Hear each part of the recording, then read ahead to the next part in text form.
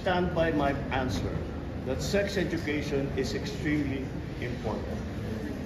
When I was talking about sex education, I remembered our sex education when I was in school. At ang itinuro sa amin ay anatomy. What is the anatomy of male and female reproductive systems?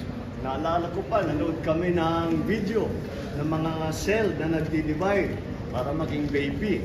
Yun ang tinuro sa amin. Kailangan talagang malaman ng mga kabataan niya.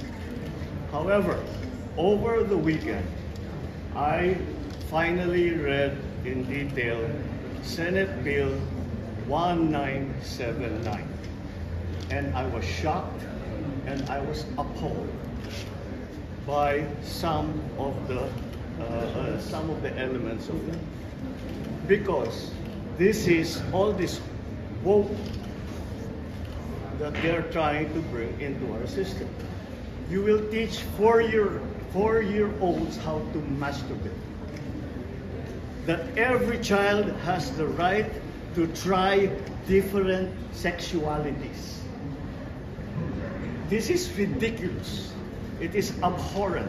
It is a travesty of what sex education should be to the children. What about the parents? Wala na silang karapatan na silang mag-decide kung ano at kailan tuturuan yung bata.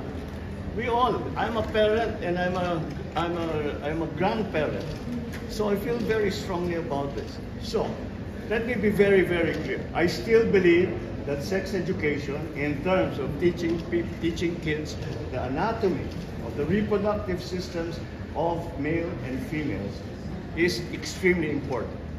The consequences of early pregnancy, the prevalence of HIV, kailangan ituro lahat yan para alam ng mga kabataan.